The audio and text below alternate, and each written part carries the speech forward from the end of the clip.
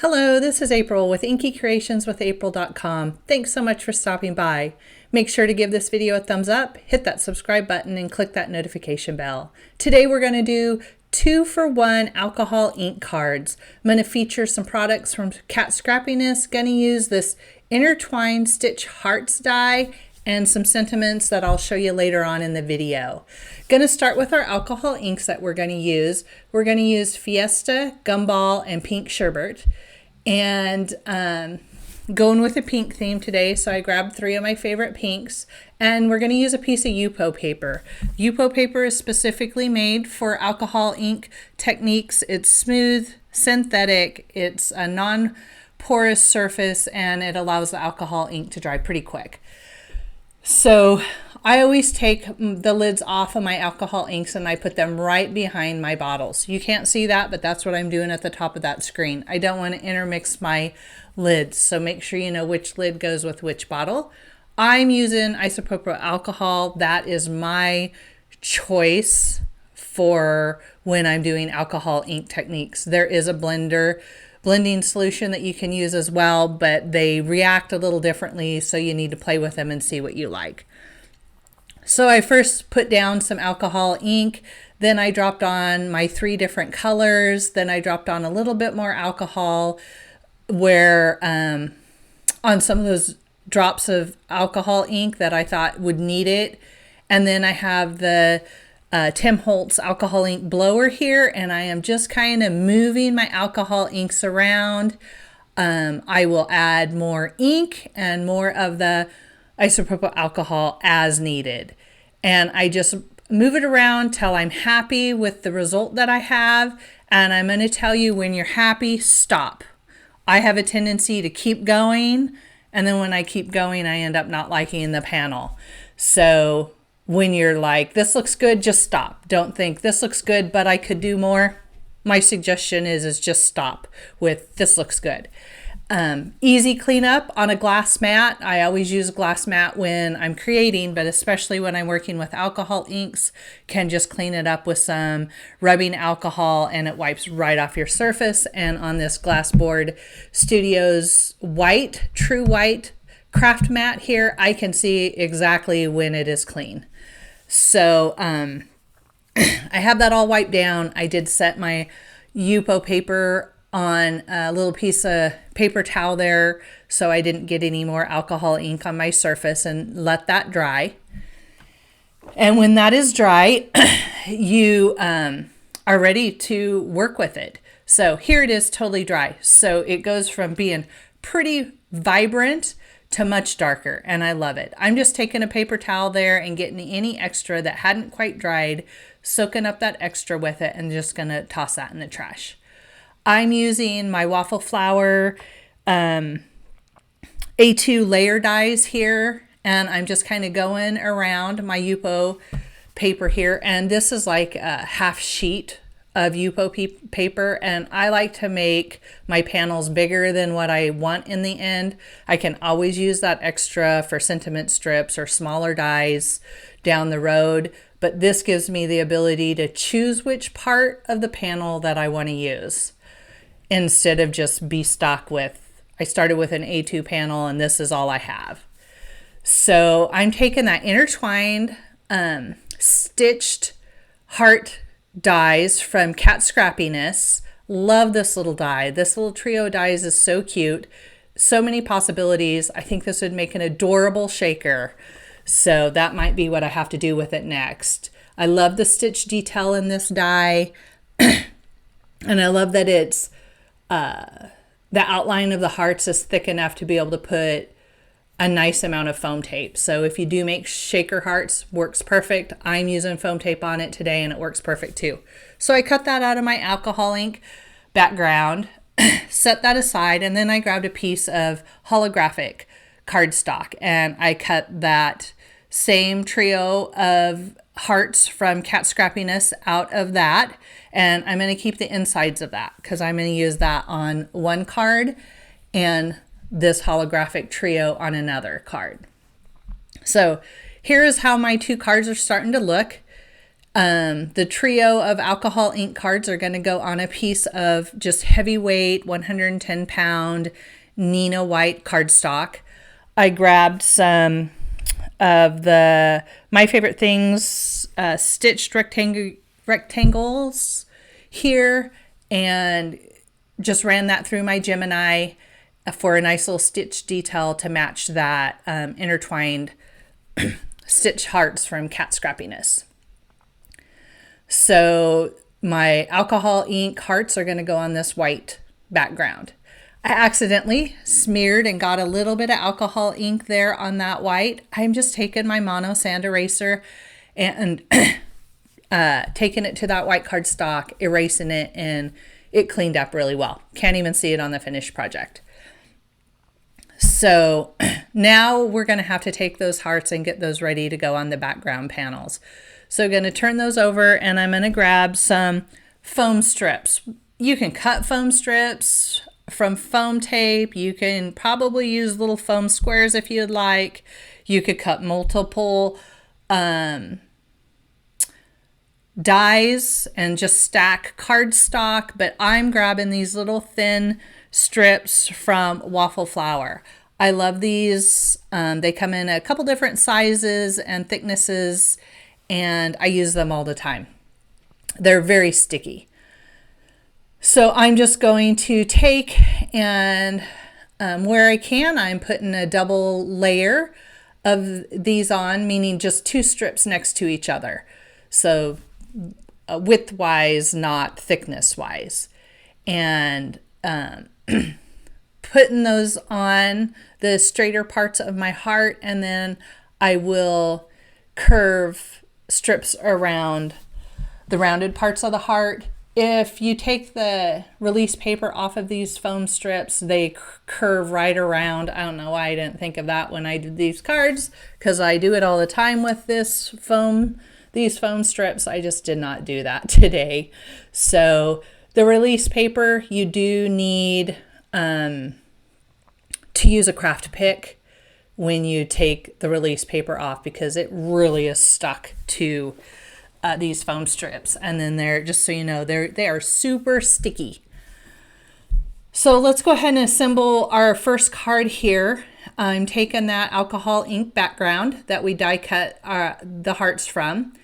And when I used my rectangle die there, I made sure that it was smaller than an A2 panel. So I have my card base, a top folding heavyweight card base here, and I'm just taking this panel and I'm going to put it right directly on that card base. So I end up with a nice little white edge all the way around my card. Then we're going to put something heavy on that and let it sit. Now the Yupo paper does take just a tad bit longer to let things dry because it's not porous, so it's not soaking up any sort of liquid that you put on it. And so here I am, I'm just removing all of those little pieces of release paper and try to make sure I get those in my trash. They're usually all over my floor. So I did cut out, because as I'm doing this, I put my entire head over in front of my camera, but I wanted to make sure I got those hearts just right where they needed to go. Now I'm not going to put the centers back in these hearts. I'm going to leave those white. In the meantime, I need to remove the release paper here on my alcohol ink hearts. And then we're going to take and put those right in the middle of that white background panel that we cut out with that stitched rectangle die. And you can't really see it in the on camera or even in the pictures, but that little detail that matches that stitch detail on the hearts just really brings it all together in person. So for this, although this is cute and very simple, just like this, I'm going to go ahead and put the insides of the holographic hearts inside of the alcohol ink hearts. Hope that makes sense. I'm just going to use some liquid adhesive. I use the Barely Arts glue. I love the tip on it. And then I'm just going to slide those in and use my fingers and the other end of my embellishment wand to just kind of gently push anything that needs to be pushed down inside of these hearts. I do want to warn you about holographic paper is it does like to have the wax from your embellishment wand stick to it, and it's a little bit hard to remove, and it scratches very easy. So be careful with any sort of pointy tool that you're using on it. So craft picks, even this end of the embellishment wand, your nails can scratch it, tweezers, so be very careful. It is beautiful, but it does scratch and dent pretty easily. So I'm just really carefully trying to not push too hard with the tip of this, but gently move it around if I can on the edges to get it right into place. But these ones were a little too small for me to put in there just with my fingers, so I did have to use my embellishment wand, and that's when I noticed that the wax likes to stick to the holographic paper when you use it. So now I have these two panels for my cards, and the one is already on a card base, but the white paneled one there, I need to put on a card base. So I grabbed a piece of dull pink cardstock. I just went through all the cardstock I had and found one that matched the alcohol inks the best it could. I'm going to cut this lengthwise, so I end up with an 11 by 4 1/4 sheet of cardstock. Then I'm going to fold that over and score that using my Cat Scrappiness bone folder. I do want to say that when you use a colored cardstock, I always take, and I don't show it on camera, but take and cut down a white panel. I usually cut it down to like, I usually cut 1/4 off of each side. So what is that? 3 3/4 by 5-inch panel and put on the inside. It adds to the stability of the card because the colored cardstock just is not thick as the 110 or 120 pound card bases. So it makes it much stronger, and that way if the recipient wants to stand it up, it'll stand up nice and pretty, and that colored cardstock won't bend or warp over time. So I adhered my white panel here onto that dull pink card base, put something heavy on it to let that set up a bit. Well, now I need some sentiments, and I do have love you, happy Valentine's Day. I do have all of those sentiments, but I want to show you, what do you do if you don't? Say you're a new stamper and you don't have very many stamps to choose from. So I grabbed 2 Christmas stamp sets from Cat Scrappiness. The Santa's Helpers is the first stamp set I have here, and I am going to grab a little sentiment from there that says special delivery. So like I said, I just went through some stamp sets that were sitting here on my desk that were from Christmas that I'm like, how can I make these work for Valentine's Day? And I think it's great if we can stretch our supplies and make them work for more seasons. So I'm going to stamp that special delivery on some Altenew Jet Black ink.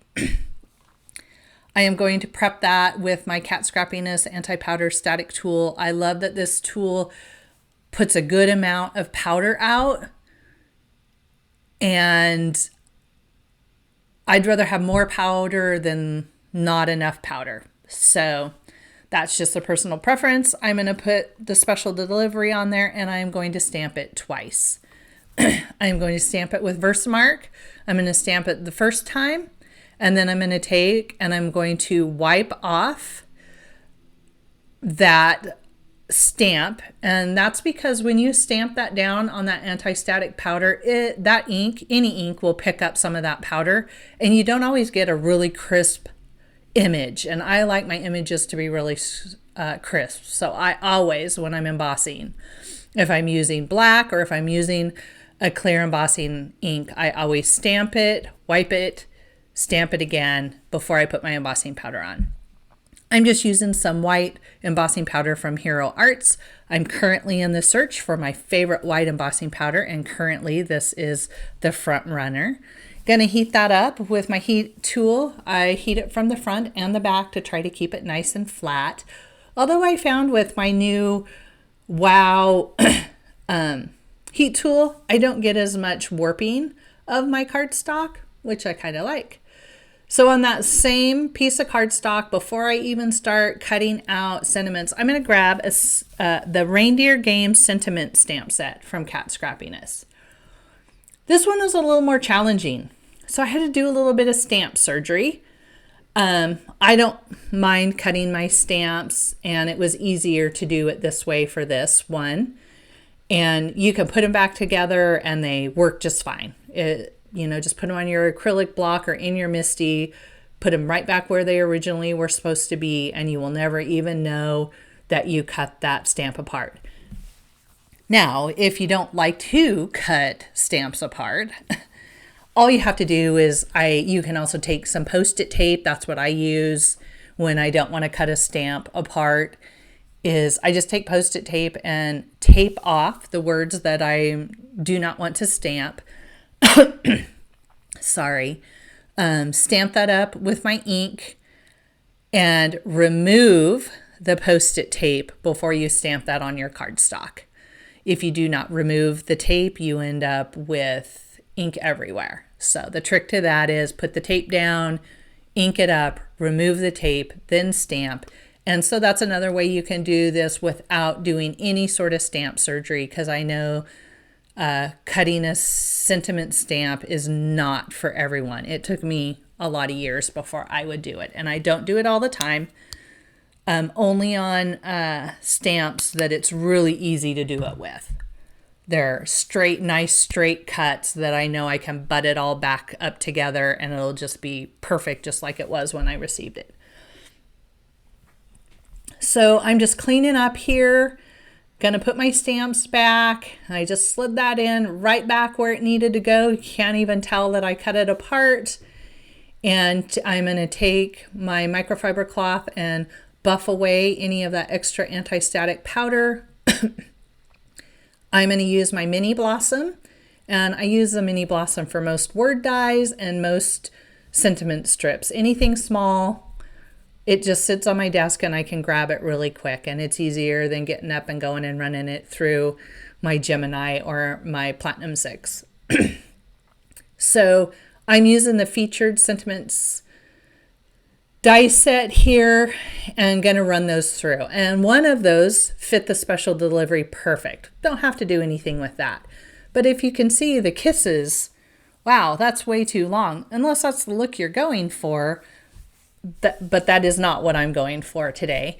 So I'm going to show you how to fix that and make those exactly the way you want those to be. So I'm just going to run these 3 through super fast. And I think it's important that we have some great sentiment strip dies. I know a lot of people just cut them with their paper trimmer as well. I do both ways of making sentiment strips. I just kind of like sentiment strips because they dies because they have usually a nice finished edge.